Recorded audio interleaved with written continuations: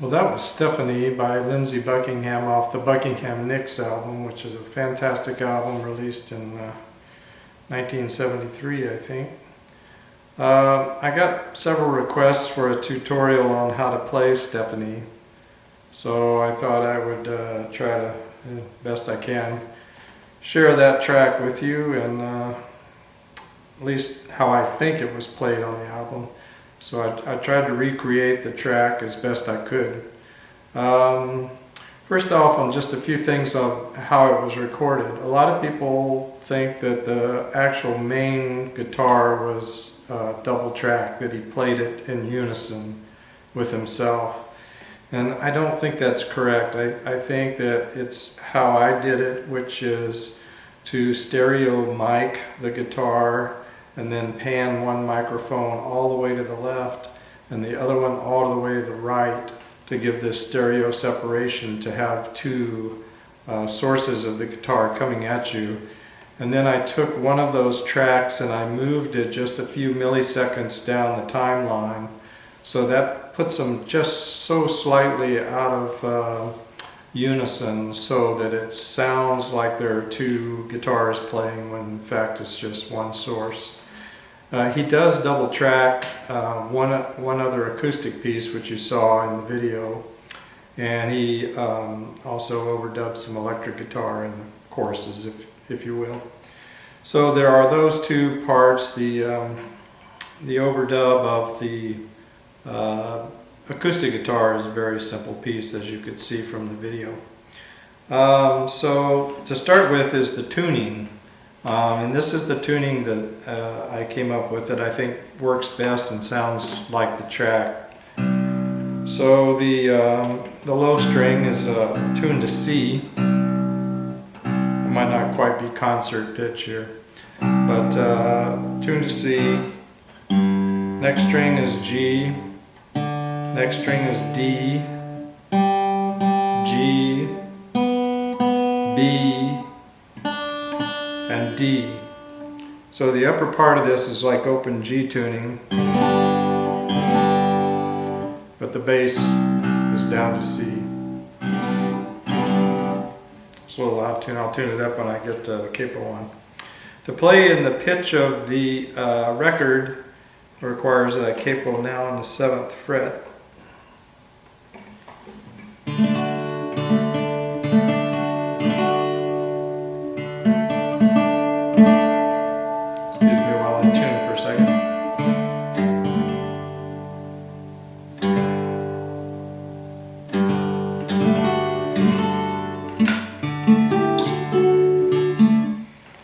So I'm playing this on a cutaway because I have to get up here, and it would be very difficult to play this on a regular round body guitar. So, and I think that's what he probably recorded it on. I doubt that he had a cutaway. It's possible, but I doubt it. So I think probably what he did was tune the middle strings up instead of moving everything to open A tuning rather than open G tuning, so that he could then capo on the 5th fret because the whole pitch of the guitar is up. But I chose not to do that. I don't like playing with that much tension, and with this cutaway I can get the access up here. So that's how I think that probably he recorded it. So that's the tuning. So let's get to the intro.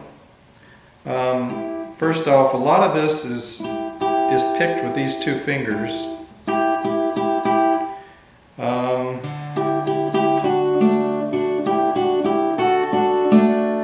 lot of Lindsey's playing involves that, picking two strings at one time, and that's very prominent in this tune.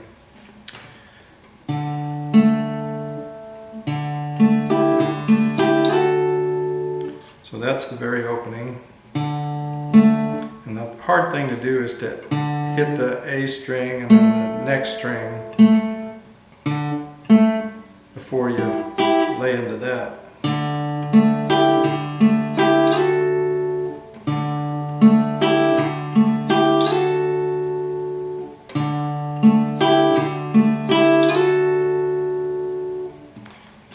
next part is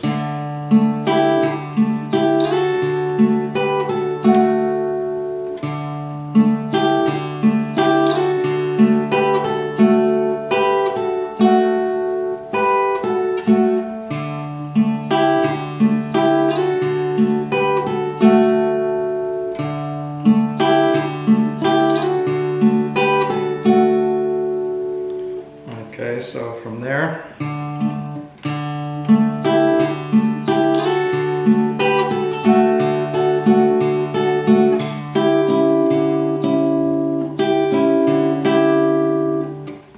not sure which he goes to. If he comes back up like that or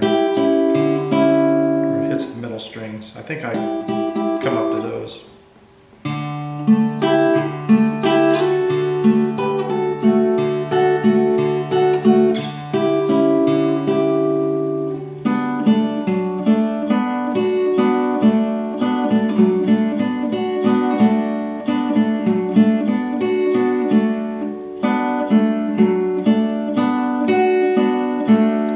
Just picking those 2 strings at a time.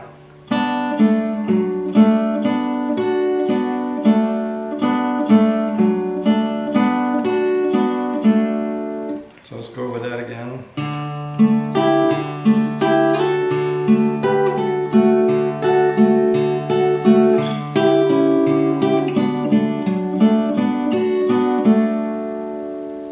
So that opening part.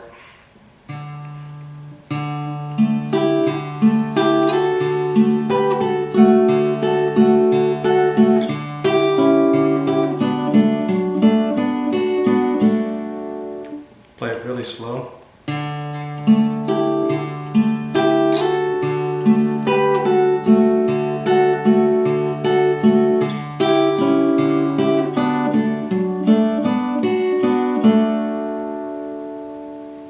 Okay, and then the next part is built around this chord here.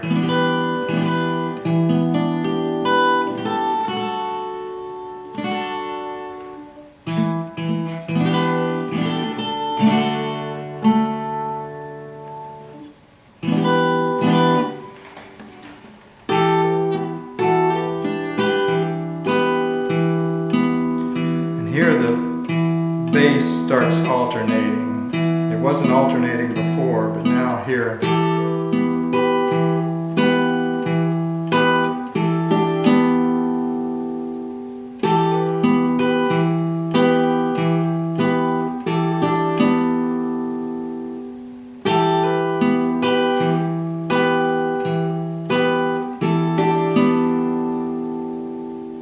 So that's all around that chord. And then I'm still just picking 2 strings at a time with these 2 fingers.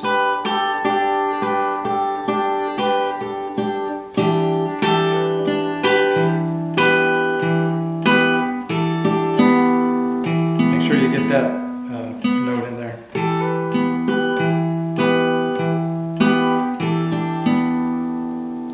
And then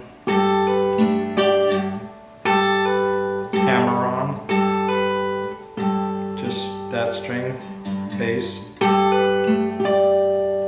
And I actually, at this point, it's easier for me to switch from this configuration to using all 3 fingers here.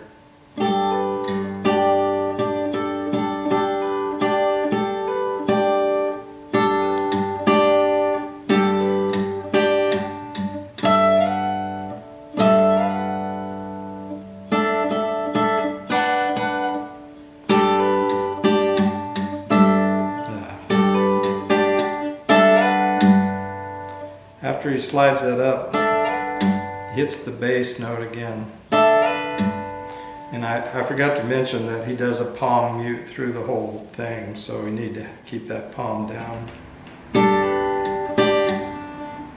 Let me turn off the air conditioner that just came on. Okay, this next part.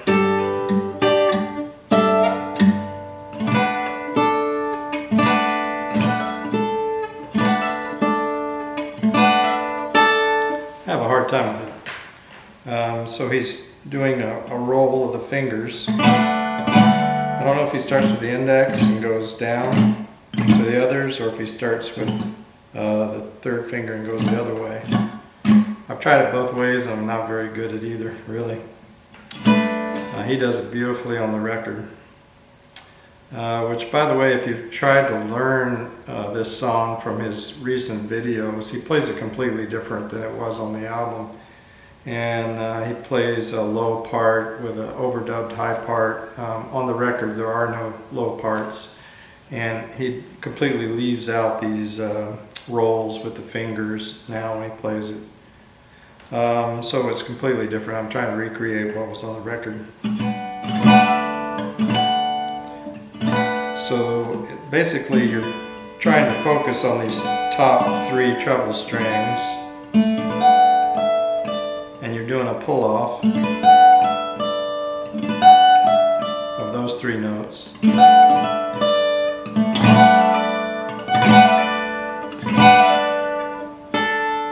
And then you're just hitting that fifth there.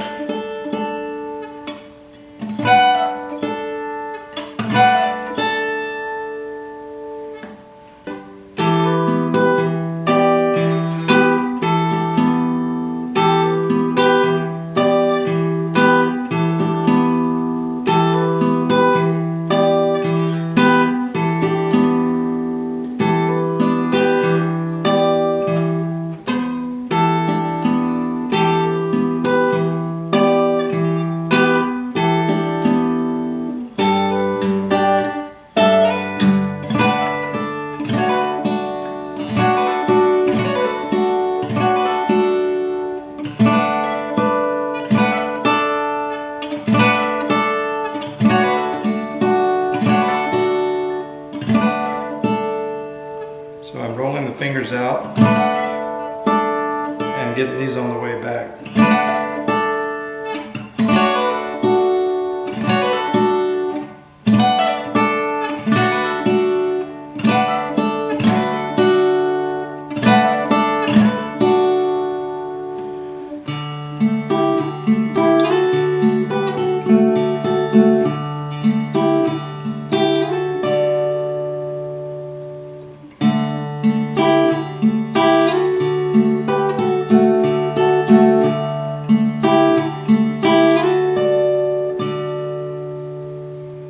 Okay, and then the bridge part, I don't have the bass notes exactly like he does it, but it's close enough and it's easier for me to do this way, so.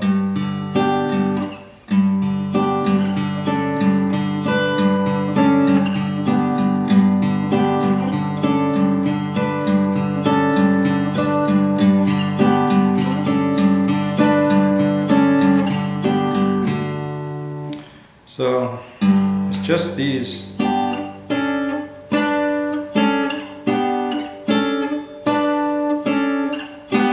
I've noticed some people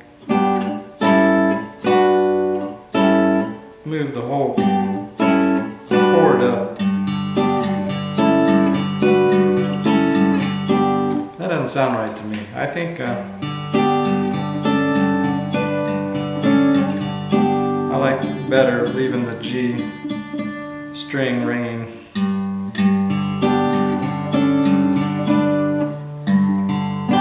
See, I'm just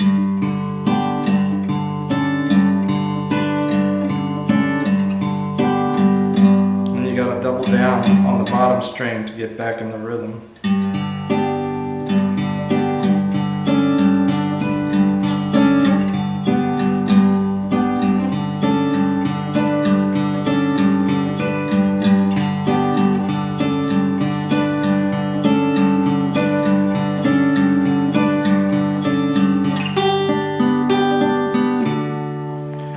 Okay, so this is where the overdub really adds something. I had a hard time figuring out that little part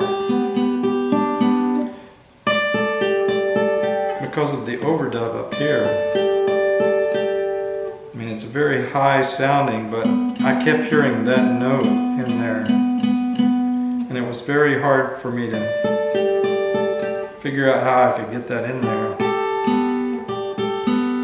So I finally figured out that I think he just does with an overdub of those notes.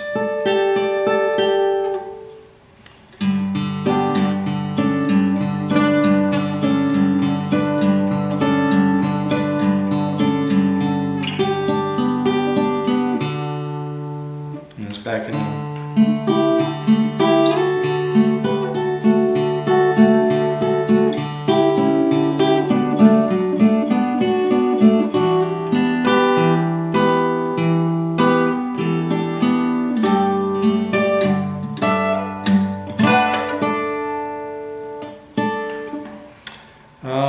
So when I'm playing it solo and not overdubbing the part, I prefer to hit the notes up here, the higher notes of the overdub, rather than that triad.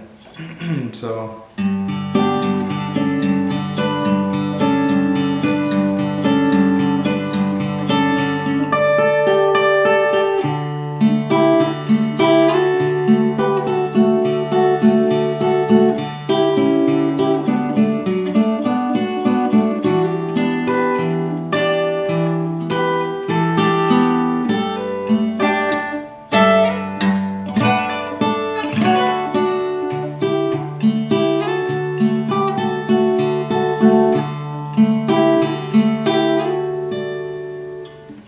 So, and then the very ending is just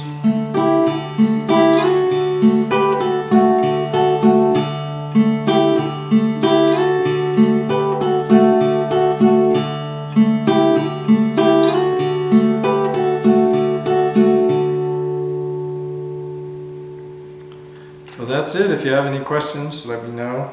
If you like my other videos, please subscribe. Thanks. Have a good day.